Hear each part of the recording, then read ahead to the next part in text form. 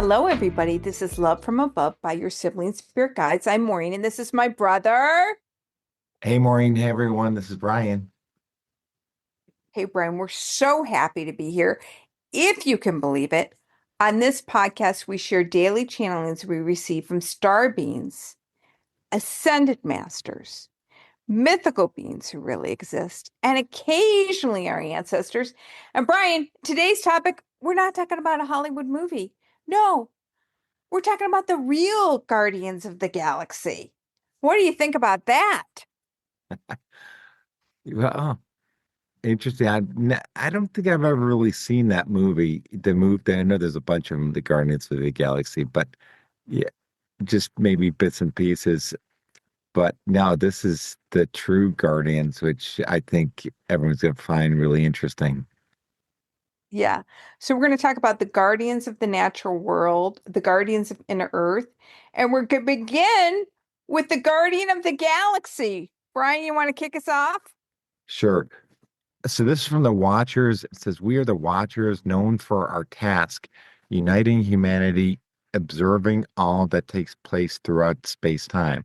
Our observations are recorded and duly noted in the Hall of Records, which any being can rightfully access." And we've talked about that before. We come now to speak of the loving ones who tenderly embrace humanity's unified core. Our discourses in general pulse with the energetic truth of the light bearers for this realm. For each guardian watches over their domains as the shepherd for all of humanity. The guardian for this galaxy is reserved and implores those who wish to gain access to abide by their rules. The number one access point is that only love shall rule while entering through the guardian's portal. This is easily accomplished, and most gratefully accept this rightful challenge to engage only in loving ways. Oh, if humanity took the same elevated course, much indeed would change upon this planet.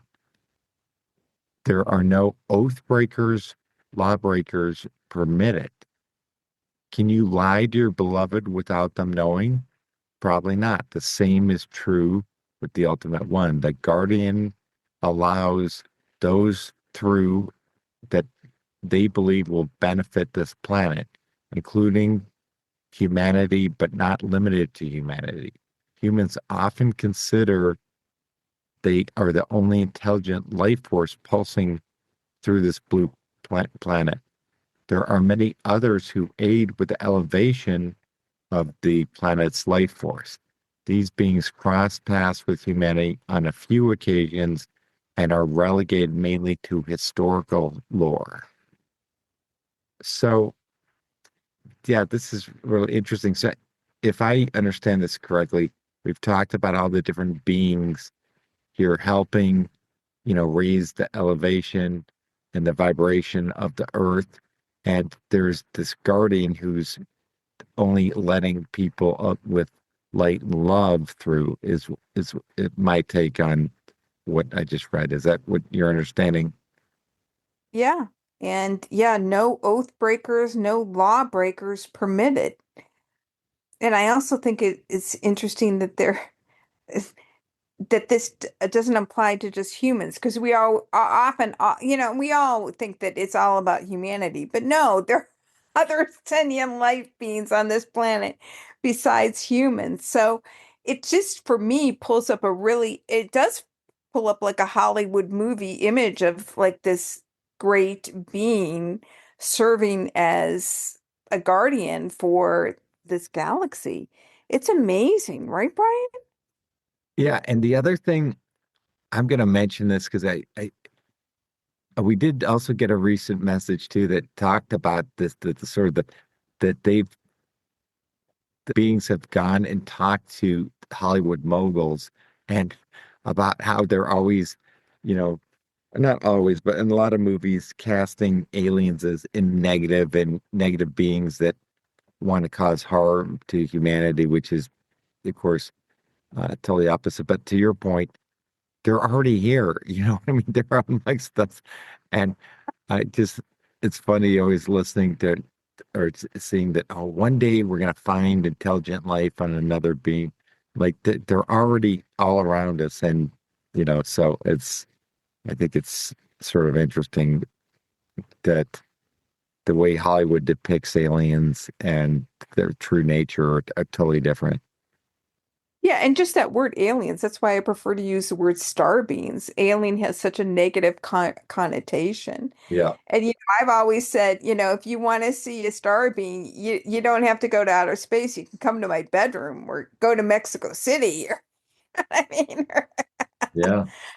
I've also seen them in Ocala National Forest. I mean, you can, I mean, you don't have to, yeah, you can come to my bedroom and yeah. So, and we all have that concept of the guardian. I mean, I think especially in Christianity, I know there are other religions too. They talk about, your guardian, that you have like a special angel with you. So it's a concept that we're familiar with, that we're taught as children. And why wouldn't there be a guardian for the galaxy? So yeah, I mean, this was really interesting, and I had to pull it forth. And yeah, any more thoughts on that, or should I go on to the guardians of our natural world? Yeah, let's get in this. It's one of our another favorite talking about the fairies. So once you get into it. Yes, who doesn't love the fairies? This was from December 22nd of 2024. Dearest one, we are indeed present. We welcome you into our loving circle of trusted light. You can always be assured that our loving presence is within your arc circle. Now we begin. We wish to regale you with past stories that are long forgotten, but remembered in the myths and legends that you regale to your young ones. These are the olden tales have been misshapen through the centuries, but the core element of their truth remains embedded in your lexicon.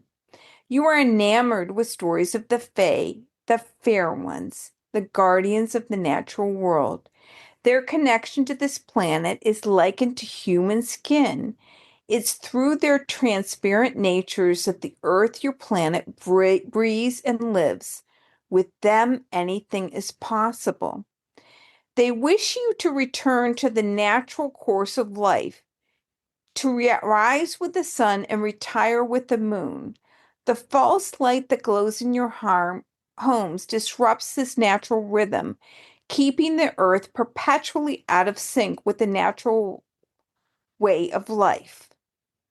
I'm going to stop there, and then they go on to analogy. What do you think about that, Brian? Well, you're good at that. I'm not.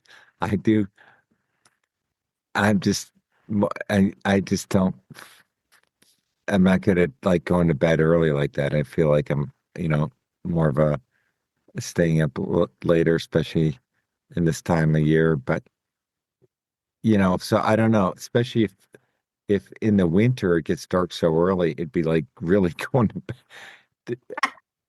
You know, where I live, it would go to, it gets dark at like, 5 or 6 o'clock. So that would be really tough to do. But I get what they're saying that it is so true that, the light disrupts your natural rhythms and get you out of sync.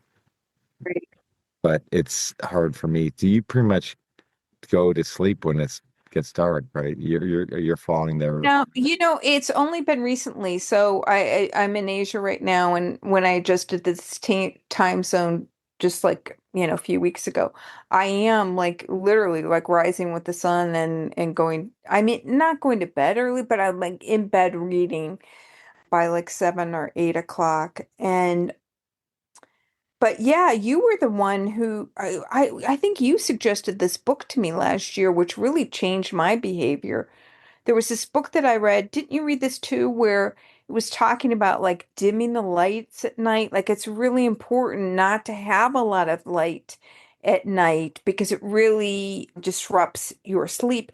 And the thing I remember, this was all based on scientific studies, like if you just have like a nightlight in your bathroom, like just that small little bit of light, it really, they've done all these studies that it really negatively impacts your sleep, that you should have like total darkness and you should dim down the lights, in the evening. Weren't you the one who recommended this book to me, Yeah, Brian? Do you know what I'm talking yeah. about? I can't think of the name, but yeah, I know what you're talking about. And I have been more aware of that, and it's start to, make don't have bright lights before you go to sleep and have really dim lights and yeah, don't have night lights and things like that. So it does really impact you, even though you may think it doesn't. It does impact, the quality of your sleep and other things. So it's important to, Yeah, it's a way of signaling to your body like, okay, we're resting, we're preparing for sleep, if you start to like dim all the lights. And I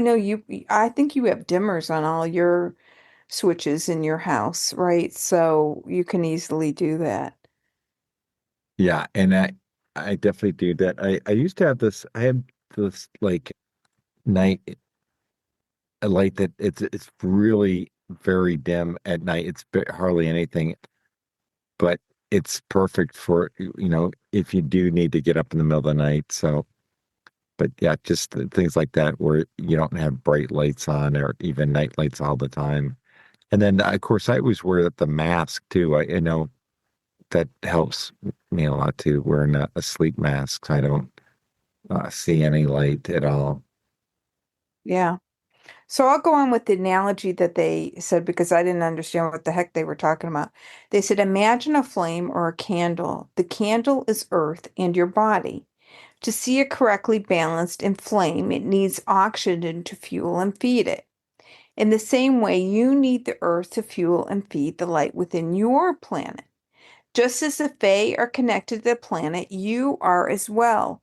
Humans fail to recognize this essential process connecting to the planet, allowing the energy of the planet and the heavenly abodes to flow freely through one's being is essential for the longest portion of yourselves. Begin at once, honor your mother, worship your father. Boy, we've gotten this message a lot, and there's a lot about this in other books as well, that, the earth is alive and we are literally part of part of the earth. It's like we are the leaf shimmering and waving on the tree. Like there is no separation there. And which is why we essential that we have to take such good care of our planet, right? Yeah, definitely. I know. It's just the energy. I was outside with doing something in nature with my kids, and we were just in the water barefoot, and just being that getting the energy from just being barefoot in nature is something that we've got that message, and then so that's you know Mother Nature and Father Sky and things like that they're referring to here. So yeah, I think that's something that's some of us are aware, but yeah, it's really important that you honor that and treat Mother Nature and our Earth with respect and the care that it requires. Well, this last one, Brian, go into this one. This is really, as our father would say, a doozy. This is messages from the guardians of inner earth. Yeah. Okay. So this is from February 14th of 2025.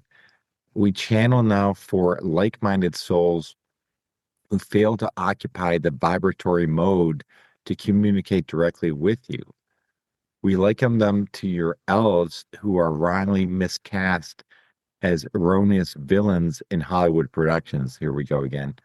Um, Cast aside these vile descriptions and engage with our brethren now.